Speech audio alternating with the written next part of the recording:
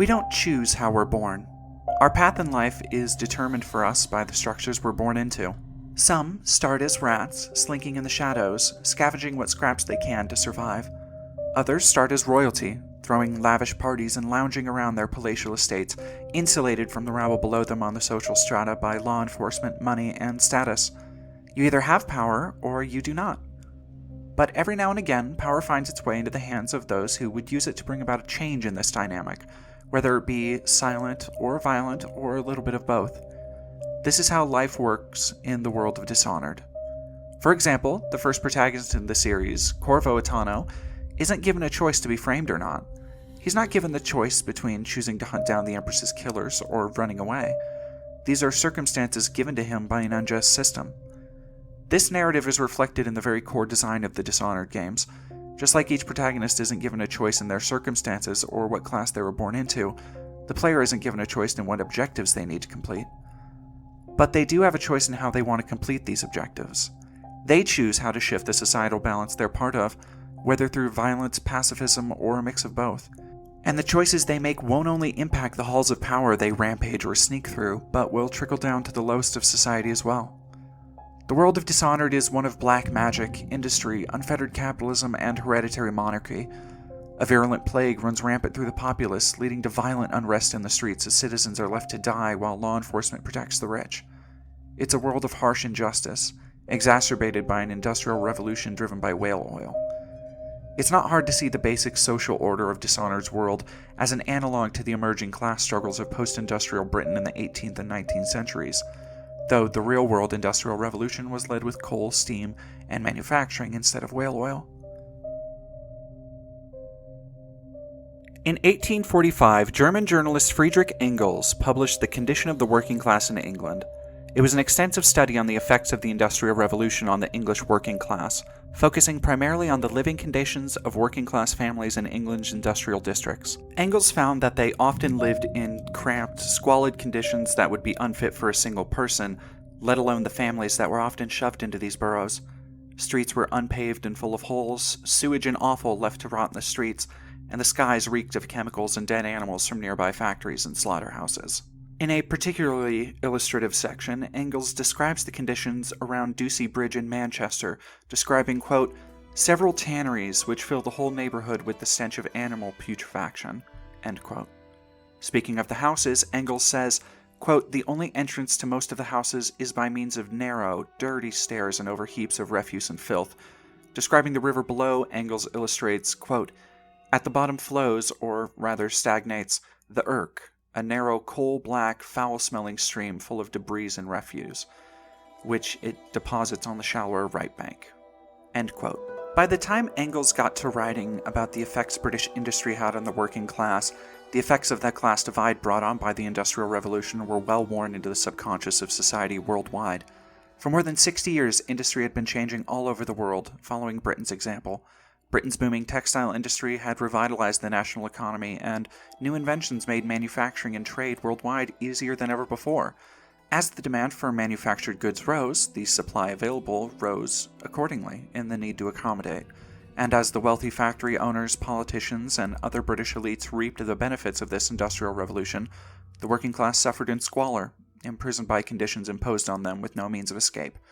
The only choices they saw were to work until they die, or to simply die. After publishing The Conditions of the Working Class in England, Engels began working closely with Karl Marx to develop the theories behind what would eventually become known as communism. Together they would publish the Communist Manifesto, which speculates that the self-destructive nature of capitalism could only give way to a revolution where the proletariat, or the working class, would band together to overthrow the ruling business class. Now, I'm not here to talk about the virtues or pitfalls of Marxism or communism. There are plenty of other creators and resources to look into on YouTube that I encourage you to seek out if you're curious about communism, but this isn't the video for that. Instead, I bring up Marx and Engels because their astute observations about the class structure created by capital power have mostly proven true in the centuries since their work was first published. In the Communist Manifesto, they state that the bourgeoisie, who own the means of production in capitalist economies, quote, has sprouted from the ruins of feudal society, but, quote, has not done away with class antagonisms. It has but established new classes, new conditions of oppression, new forms of struggle in place of the old ones, end quote. That primary struggle being the concentration of wealth that only grows larger for the ruling class, while the workers who provide that wealth grow more poor as they are continually exploited to feed the system. Workers toil day in and out, but are never entitled to the fruit of their labor, instead owing everything to the business owner who will gladly profit off of it and repay them with a meager share to ensure their own profit margins stay high. It's a struggle as easily observable in our modern world as it was 150 years ago, and provides the perfect philosophical starting point for Dishonored's protagonist, Corvo Attano. But first, some backstory. Born into the slums of Serkonos, yet exceptionally gifted with a blade, Corvo Attano rose above his station through natural skill and advantageous opportunity, becoming the first Lord Protector of Dunwall to not come from royalty. As these kinds of stories go, the roguish scoundrel attracts the gaze of his protection, Empress Jessamine, and the two fall in love. Soon after, their daughter and heir to the crown Emily is born. Their kinship is kept secret as Emily grows up in the palace under Corvo's watchful eye. A few years later, the rat plague consumes Dunwall. Here is where the game begins, and it is a perfectly observed reproduction of textbook Marxist class struggles. Tensions mount as the working classes, without proper medical care, safety precaution, guards, and living conditions, are slowly consumed by the plague. The infection, carried by rats and proliferated by the abundance of fresh human carrion, cramped living spaces, and open sewage, consumes the nation. Mandatory quarantine is put into effect too late for many of the worst-stricken areas. Houses are boarded up with a stick still inside, leaving them to die and rot. Meanwhile, the rich carry on, throwing parties and ruling as usual, though tensions are mounting in the halls of power. I want to take a moment here and draw some obvious comparisons to the virus that has killed over 500,000 people now in America. When I first started writing this script, COVID was just becoming a thing. Lockdowns were new, and election season was getting into full swing. For some reason, I thought an examination of a society stricken by plague while opposing groups vie for power, making promises to the working class they'll never keep, was a bit thematically heavy. And now, with the new president in power, this essay somehow seems even more prescient. So many people were promised so much with the 2020 regime change, and nearly half a year in, the pandemic continues to rage. I'll talk about this more in a bit, but I just want to lay the groundwork now. Upon returning from a diplomatic mission, Corvo's life changes forever. Jessamine is assassinated, and Emily is kidnapped right in front of his eyes. Corvo, seen as an outsider by the court due to his poor upbringing, is framed for the murder and sentenced to execution. Thankfully for Corvo, fate has other plans. A group of loyalists to Emily and the throne break him out of prison and enlist his aid in rescuing the young Emily and restoring her right to the throne. And here's where the gameplay really kicks in. The gameplay of Dishonored is what's called an immersive sim. While the gameplay of this subgenre can vary, the core principle revolves around player choice and a world that reacts to those choices. From moment to moment, this choice can take the form of sneaking by enemies or killing dozens in a loud flurry of blades and bullets. But these choices can also involve more thoughtful planning, including how to kill important targets quietly or dispatch them non-lethally. These choices often define the player's character, changing how a story can play out in more organic ways than simply choosing from a series of dialogue options. It should also be mentioned that players can pick up a variety of valuable objects to sell as they progress. There are no penalties incurred for most of these objects, meaning that players are all but encouraged to steal indiscriminately, using the profits to improve their own position. It's a small aspect of the game's design, but one that feels like a manifestation of how the game critiques systems of labor and capital, while still placing players directly in a position to benefit from capitalism. Corvo is trying to dismantle the oppressive system around him, but he still operates within it and will still benefit from it through little effort on his part. In Dishonored, it is up to the player as Corvo to decide how best to approach each situation, and the player will quickly learn that their choices, no matter how passive, can have a far-reaching impact on Dunwall and its inhabitants. The player may not realize it yet, but Corvo and the choices he makes are a key to Dishonored's class struggle parable. Corvo's first target is High Overseer Campbell, a major player in the Empress's assassination and leader of a religious cult bent on instilling order in the populace. He sets out to dispatch Campbell, taking a path through the Distillery District, the first major area in the game and one that will set the tone for the entire series. Upon arrival, the player is informed by the boatman Samuel that half the district is dead and the other half dying in the shadow of the rat plague. The surviving citizens are left to fight over the scraps. The Distillery District is a stark illustration of the societal imbalances seen throughout the Dishonored series. The main roads guarded by the City Watch are clean of debris, allowing them to easily divert the poor or needy away from the citizens who can afford to live in districts that warrant protection. A few fairly nice houses line the main street to Corvo's destination, but despite the Watch's best efforts, not even they could prevent the rat plague from spreading amongst the wealthy. Just a stone's throw away from the watchful eye of the guards lies Corvo's best route, through the crooked, winding alleyways of the district. Here, Corvo can meet the crazed witch Granny Rags and members of the street gang run by Slackjaw. The two factions fight each other for territory control, consumed by their own struggles in the gutters. To the law and the powerful the law protects, it's an ideal arrangement. The poor aren't able to organize against those responsible for their conditions if they're too busy killing each other, despite their common interests in survival. Would it be better for the opposing forces to realize that their conditions, lack of adequate jobs, healthcare, and poverty are all placed upon them by society's imbalances instead of through any choices of their own? Would they put aside whatever differences they may have had for a more unified front against the bourgeoisie? I guess we'll never know. That's not how this story is meant to play out. In the rest of the district, the rabble are all that's left. Doors on the street level tell the stories of the dead trapped within, condemned by the City Watch in a failed half-effort to stem the tide of the plague. The Distillery District has obviously been ravaged by the infection, but it still sits somewhere between the truly poor and the wealthy. Like Corvo at the outset of the game, unshaped by the choices the player will make in navigating Dishonored's world, it sits somewhere in between truly good or evil, far enough from the lavish excesses or the infections of vagrancy gripping the city in equally tight grips to obscure the true meaning behind it all.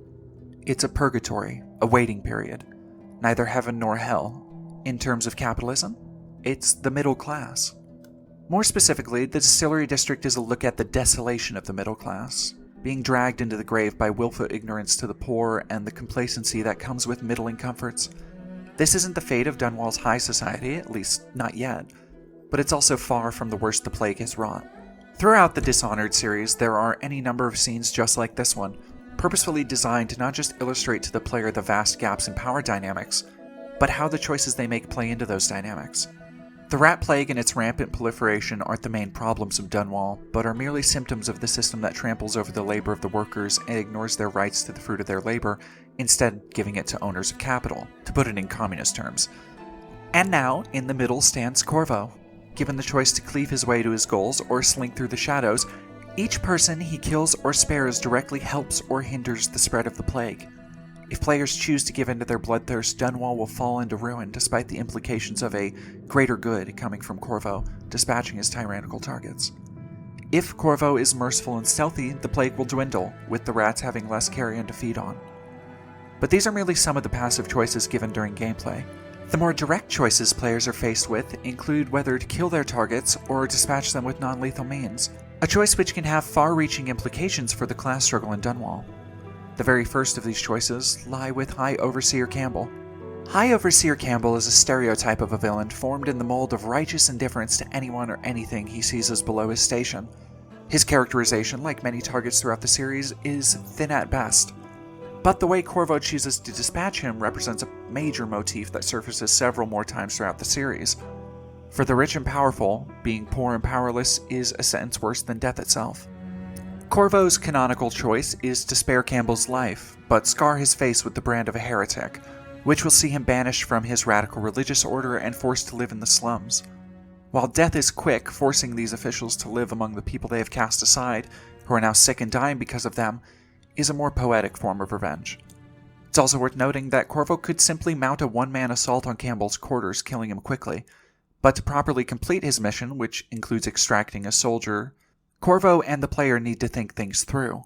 He can poison Campbell and knock out the soldier while they toast, or if he's not careful, knock out Campbell and poison the soldier.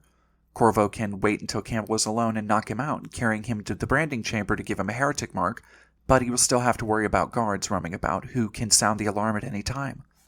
No matter how Corvo chooses to accomplish his goals, they require more thoughtful planning and effort than simple murder, which I might say is another clever bit of subtext.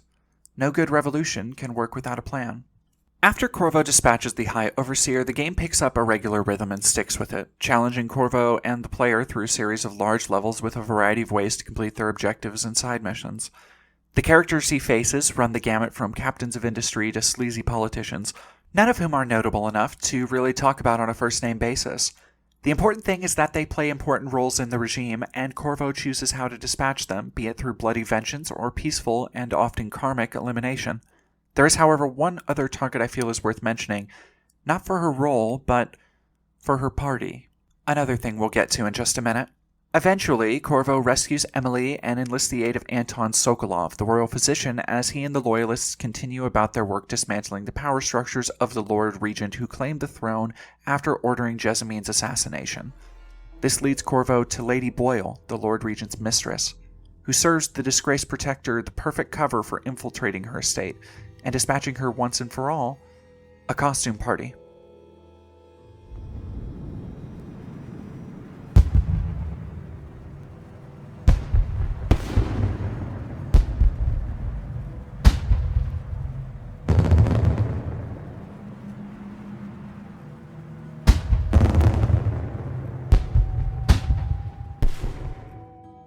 Lady Boyle's last party is a standout mission in a game full of impeccably designed moments. After hours of forcing the player to skulk through the shadows and plan their attacks out of sight, it's a level that lets Corvo walk freely among his targets. It's also the closest look the player will get at the opulence and ignorance of the bourgeoisie class ruling Dunwall in the midst of a deadly pandemic. Lady Boyle's party is a look at the unfettered accumulation of wealth and power, able to insulate and comfort itself with the power of law enforcement and government who have a vested interest in keeping the rich and powerful rich and powerful. Looking just beyond the iron fences of the heavily guarded estate, the player can easily see the filthy, plague-ridden streets flanking Lady Boyle's home. Tall boys, specialized heavily armored suits that allow the Dunwall guards to easily dispatch rebellious citizens, stalk the shadows. If Dishonored is a look at all sides of a divided society, with the Distillery District forming a look at the struggles of the middle and lower classes under rampant capital, then Lady Boyle's last party is a snapshot of how the wealthy are affected in times of crisis. Barely. These aren't necessarily politicians or military or religious leaders. These are the captains of industry, inheritors of parental wealth, and the tastemakers of high society's fashion. Able to hide in their palatial estates while the world around them crumbles, they have little interest in political or religious squabbles. As the player navigates the crisply furnished halls, they can hear all manner of idle gossip, ranging from starting a new war to help the partygoers' economic prospects, to speculation on each other's sexual proclivities. It's an intentionally over-the-top satire of a vapid, ultra-wealthy class in Dunwall, but it still resonates. More than any rats, sewers, or mutilated corpses Corvo encounters, this is the most disgusting moment in Dishonored. These are the real monsters, responsible for the dead and dying and the constant struggles of Dunwall, but unlike rats or thieves, they don't do it because they need to survive. Their instinct isn't natural. They do what they do because they can. They can only think about how to make more money from the ongoing crisis, oblivious to the suffering world outside their immediate sphere. Lady Boyle's last party might be the biggest piece of Dishonored's societal puzzle, forming a more complete view of the corruption of capital and the unfettered coagulation of wealth. But with only the supplementary nature of the Distillery District's examination of the middle classes, together it's an incomplete view, one that will soon be completed in the course of Corvo's journey. Continuing his crusade, Corvo eventually eliminates the Lord Regent and restores the rightful status quo. Or so he believes. Corvo is betrayed by the Loyalists and left for dead in the flooded district, a hellish wasteland inhabited only by shadows and rats. It's here that the true bottom layer of society, as crafted by the wealthy and powerful, is revealed to the player. In the wake of the Loyalists' betrayal, it takes on a new tone for Corvo and the player. No matter what party you align with, be it the Loyalists who advocate for you or the Lord Regent who wants you dead. In the end, power will only protect power. It has no use for those with the will or power to fight against the status quo. In more broad terms, societal change, or the potential for it, is only useful in maintaining the hierarchy of power. The bourgeoisie will always know best in that case. Earlier I mentioned the real-life COVID pandemic raging. By now, I hope you've realized how many parallels can be drawn between the subtext of Dishonored and how our government and political structures have handled this pandemic. From political parties focusing their constituencies on petty divides to keep people at each other's throats instead of realizing neither party are acting in people's interests, to the petty, hollow sentiments of celebrities and the wealthy during the pandemic while they continue to thrive and prosper as others suffer and die. But more than any of those, I think Dishonored's worldview feels closest to reality here. Just when the player is told that the big, bad, the true villain is ousted, everything will go back to normal. And in a way, it does go back to normal. But not for Corvo. Not for us. At the risk of sounding too political, I'll make no bones about Trump being an awful president, but Biden's handling of the pandemic and other issues have been almost as bad. He's rolled over on campaign promises, his administration has begun to act like there isn't a mutated strain of the virus spiking numbers, and the aid that's been given to struggling families and businesses, despite mounting medical and rent debt and looming threats of eviction, has been paltry. Meanwhile, defense spending continues unabated. Just like in Dishonored, this betrayal shouldn't have been a big surprise to anyone paying attention. Power protects power, and the political parties of the United States don't have an interest in genuinely providing security and safety to people. They do for companies, for the military, for celebrities. But regular people? What can they do? One person can't bring about real meaningful change just because they're not happy with how things are going. No, that would take a plan, right? This revelation brings Corvo and the player to the lowest point of their experience. The flooded district is a byproduct of the natural progression of wanton industry and government that prioritizes profit and power over people, and by all means, the natural endpoint of Corvo's lot in life were he originally not blessed with the coincidence of having his talents noticed by someone above him on the class rung. It is here that Corvo meets Dowd, the man who killed Jessamine, who is hiding there with his assassins, and Corvo's given a choice. After the two fight, he can choose to kill Dowd, giving in to revenge the class divides imposed upon them both, or he can spare the man. Canonically, Dowd is spared, and Corvo leaves to save Emily and put an end to the Loyalists once and for all. Unbeknownst to Corvo, Dowd is also an important part of Dishonored's puzzle, one arguably just as important as he is. But we'll get to that in just a little bit. In their backstabbing, Dishonored makes it clear there are few differences between the Loyalists and the High Regent, being that each simply wants the throne and neither has a concrete plan to stop the rat plague and actually help the people of Dunwall. Their political squabbles will garner support from various religions and policing factions, who have vested interest in seeing them succeed, such as the Overseers. The lower classes may even have a favorite or a reason for publicly supporting one candidate over another, but once in power, things won't tangibly be any different for the people. The only chance to improve things for everyone is to value everyone, to not kill indiscriminately based on creed or chosen political alignment, but to see people as people instead of things, instead of tools to be used for progress. See them as lives deserving of redemption or living with their actions. Even if they may deserve death, sparing the lives of the Loyalists is the best path for Corvo to take. It's the last choice the player makes as Corvo, and one that, unbeknownst to them, will have a profound effect on Emily, who will continue her mother's work if she sees the merciful choices made by Corvo, and will go on to defeat the rat plague and bring about a new era of prosperity for Dunwall. If Corvo was instead bloodthirsty on his quest, Emily will internalize the violence as the most effective way to rule, becoming a despotic dictator ruling a ravaged kingdom. As Corvo and the player rescue Emily one last time and shift the balance of power back to its original state, they are faced with the various choices they made throughout the game and how it has affected the world around them. Target by target, the game breaks down an important thesis. A society can't be built on revenge. It's an important lesson to be sure, but not the only one Dishonored has to teach. For a deeper and darker look at the world, we go to Dishonored's other protagonist, the leader of assassins, Dowd.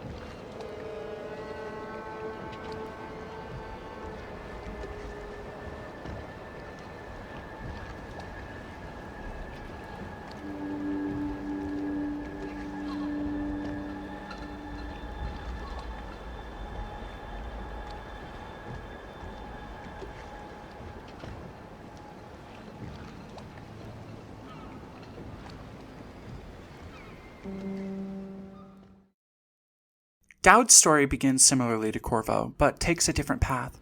While Corvo's natural gifts, combined with sheer luck, landed him as a protector to the upper classes, Dowd's natural gifts, devoid of that same happenstance, took him from being born in the lower classes to becoming a successful and ruthless leader of the assassin guild known as the Whalers. In many ways, Dowd is the perfect reflection of Corvo, and an illustration that under capital, the opportunities we're given in life depend first and foremost on where we're born, not always what we choose to do with our situation. Dowd is gifted in many of the same ways as Corvo, and even bears the mark of the outsider. But in this society, such incredible gifts can only do so much when so many pieces of the system are created to limit upward class momentum. If your utility is only to yourself, your community, or those around you, you aren't able to build capital for the ruling class. Leading a life as a cunning assassin and leader of the Whalers, Dowd eventually found and took in Billy Lurk, a street urchin and orphan. Without him, she likely would have died poor and forgotten, but he gave her the chance he was never given. Like Emily with Corvo, Billy eventually becomes the continuation of Dowd's line, exceeding both his ability and the station she was born into thanks to his teachings and the choice to save her life. It's a simple choice, but like many throughout the series, it would have repercussions that Dowd could never have foreseen, with Billy arguably leading the largest societal shift across any of the main stories by the time she comes into contact with the outsider. Dowd's story runs partially concurrent with Corvo's tale in Dishonored. After assassinating the Empress and seeing the city fall into ruin amid Corvo's actions, Dowd is stricken with guilt, realizing he has lived a vicious, selfish life. It's a moment of realization for Dowd that, despite the circumstances he's been born into, where crime is the best option for respect and wealth, he can choose to change. Not changing his circumstances, but how he deals with them. Instead of playing into the role society has encouraged and forced upon him, Dowd wishes for a different life, one that helps those around him rather than hinders. He doesn't want to play into the competition he was forced into as someone of the lower class. He wants to bring legitimate change to the status quo. The outsider visits him and offers a chance for the redemption he seeks. In exchange, Dowd is to find Delilah Copperspoon, leader of the Brigmore Witch Coven, who has a way to harm the outsider. Dowd makes his way through several targets as he seeks to uncover the mystery surrounding Delilah and the Coven. Like Corvo, Dowd and the player can choose to embrace his violent nature or seek a more redemptive path as he goes about his objectives, with the non-lethal pacifist route being the most canonical to the story. The first stage Dowd navigates is a fitting one for his place in society, a slaughterhouse straight from industrial-era Britain. Amid a workers' strike protesting grotesque working conditions, the City Watch has been given permission from the slaughterhouse's owner to use force if necessary. It's a moment cribbed straight from real-world examples of law enforcement assaulting protesters and strikers at the behest of business owners. For Dowd, it's a set dressing from one objective to the next. For Dishonored, it's an important thread of its subtextual tapestry.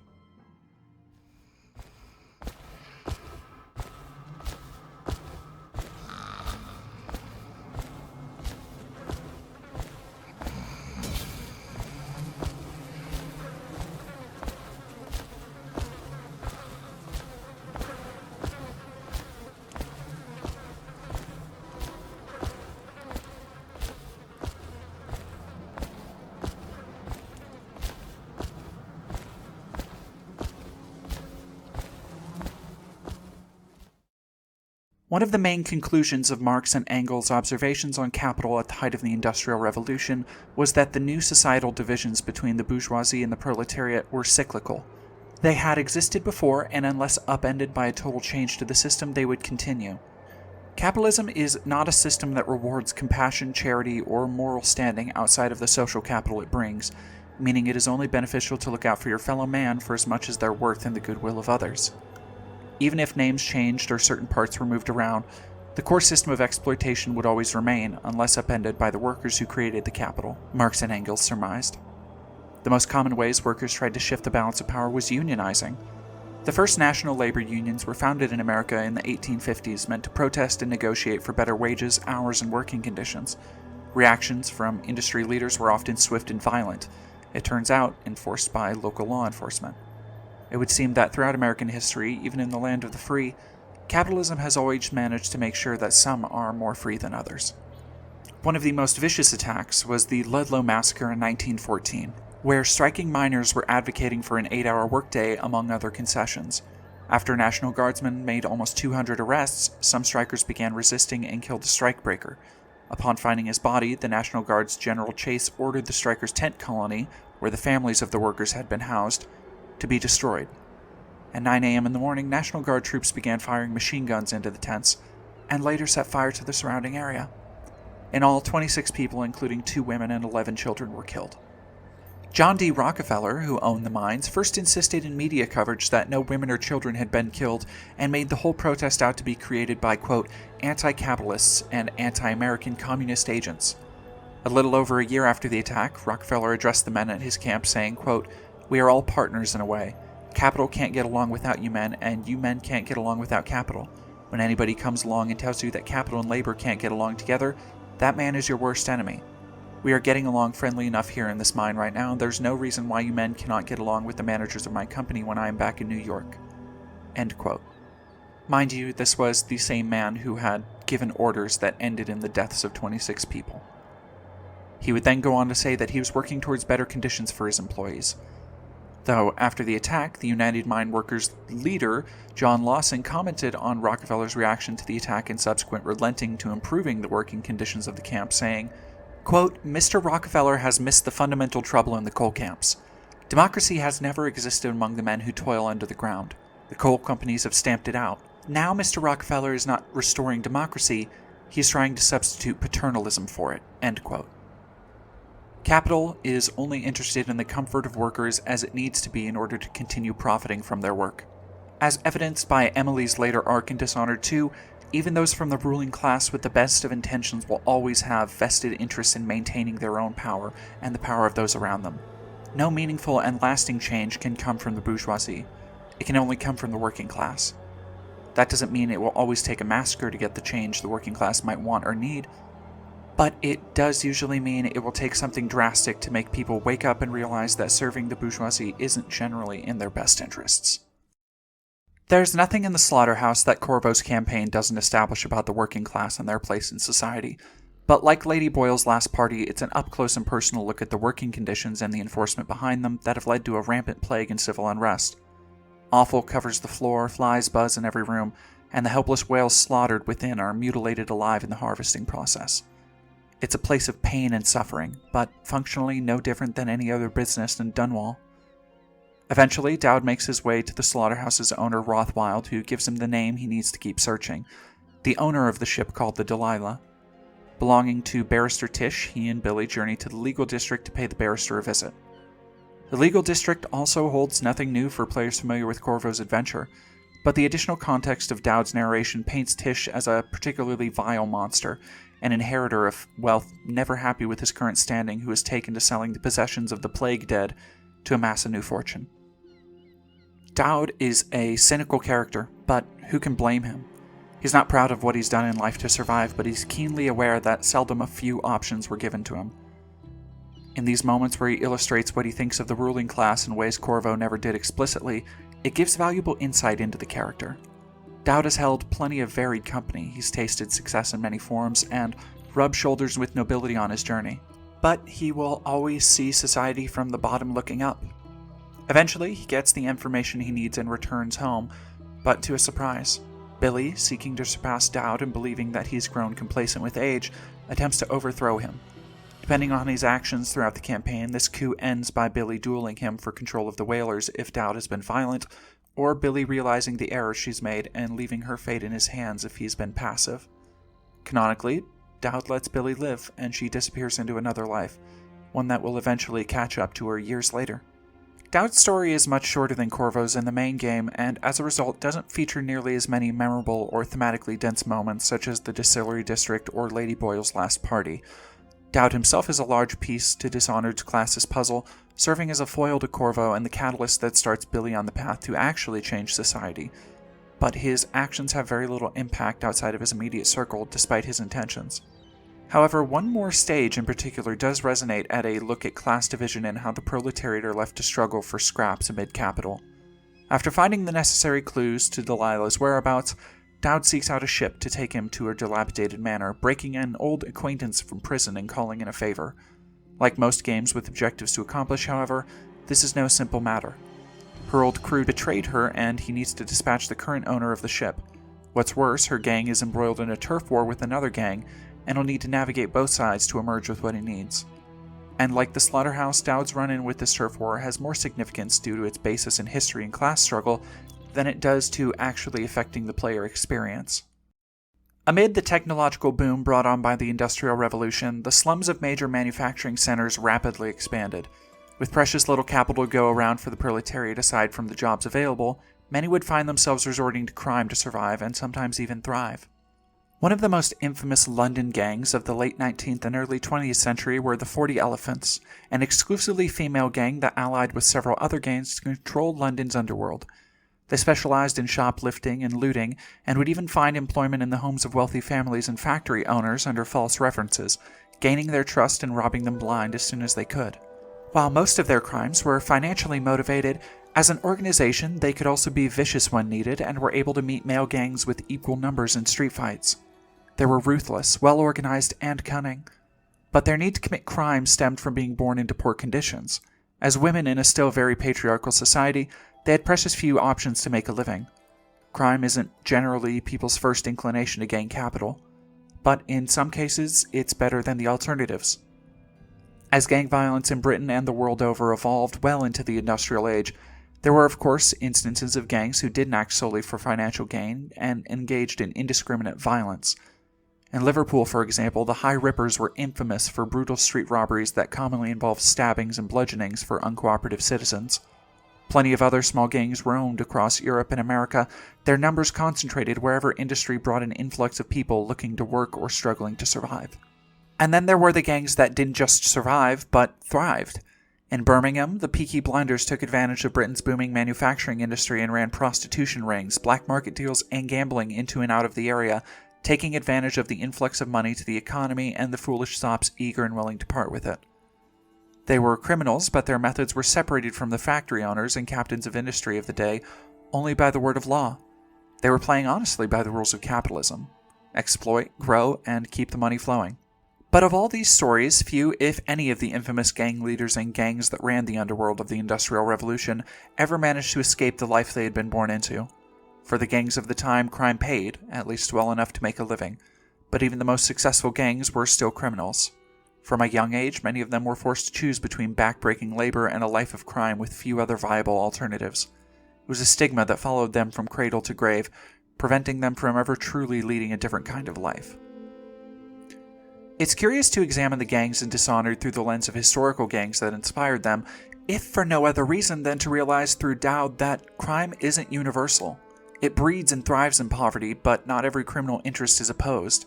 Like Dowd works with one gang against another, criminal organizations throughout history have worked together to survive. All of this is just as true of massive corporations, reflected in the captains of industry of Dishonored who break all manner of laws and moral codes working together to maintain and increase their wealth, the difference being who has the capital and who doesn't. Because in a society like this, the law protects capital. Dowd pursues Delilah and comes to find that she intends to steal Emily's body and assume the throne for unknown reasons. He enters the void, stops the ritual, and saves the girl whose mother he murdered and who he once kidnapped. Dowd's journey for now ends with his crew finding Corvo after he's betrayed by the Loyalists. Corvo escapes and confronts Dowd, who begs Corvo for his life. After saving Emily and being betrayed by his closest disciple, Dowd wishes to turn over a new leaf, or at the very least stop running from his past. Canonically, Corvo spares him and he goes on to reunite with Billy in the series' third game, Death of the Outsider. Dowd's story, more than Corvo's, is about the schism between higher class and lower class, and the struggles it creates. Dowd's story and his struggles all stem from living his whole life in the gutters. Violent crime has always proliferated in lower classes due to desperation to survive and a lack of options for upward mobility, and Dowd is a textbook example of this principle. An assassin gifted by fate, Dowd grows a conscience in the latter half of his life, but for all his ability, he never exceeds the station he was born into. He was born poor, hungry, and fighting, and by the end of Dishonored, he realizes that's how he will die. The only choice he's given in the matter is how much suffering he can inflict on others along the way, and whether to aim his point towards greater change or selfish ends that play into the only system he's ever known. At the end of Dishonored and its DLC, the world seems restored, not fixed, but on a right path. If Corvo is just and merciful, Emily grows to be a great and fair queen to her people. With Dowd turning over his life of crime, the game presents a hopeful idea that anybody, even those who help bring about an evil system, can change their ways. But it's a flawed conclusion, based on everything we've seen and talked about and where the series goes next. It's a worldview that takes into account the personal struggles faced in a system and how power dynamics can affect people directly, but doesn't take a firm stance on how those same capital structures affect everyone else. The structures of power themselves, the capitalist society that Emily's empire is built on, can't help but perpetuate class divides and poverty. Even as a good ruler, she can't help but perpetuate imbalances and leave her own institutions open to takeover and corruption, as shown in the beginning of Dishonored 2, where she is ousted in a coup by Delilah. So then, what's the solution? The Dishonored series never fully dedicates itself to one solution or the other. It takes a firm stance that violent revolution isn't the way to create a society that benefits all. In seeing how, in the upper classes, Corvo's violence will lead Emily to be a dictator, and in the lower classes, Dowd's violence ends in Billy's death, I think Dishonored cleanly presents the argument that violent revolution will only end in security for those who already had power, or those who continue to kill for it. But in taking the pacifist path, Dishonored's world leaves cracks in its foundation for inequality to prosper. I think in looking at the journeys of Dowd and Corvo and seeing the parallels between the history of class struggle and the class struggles of today, we can see that rampant unchecked capital and placating power isn't the way forward. I'm not saying the world of Dishonored is prophetic, it's not. It's merely a reflection of lessons learned over 100 years ago, of class struggle documented by people like Marx and Engels. And those lessons, reflected through modern creativity, ring more true than ever.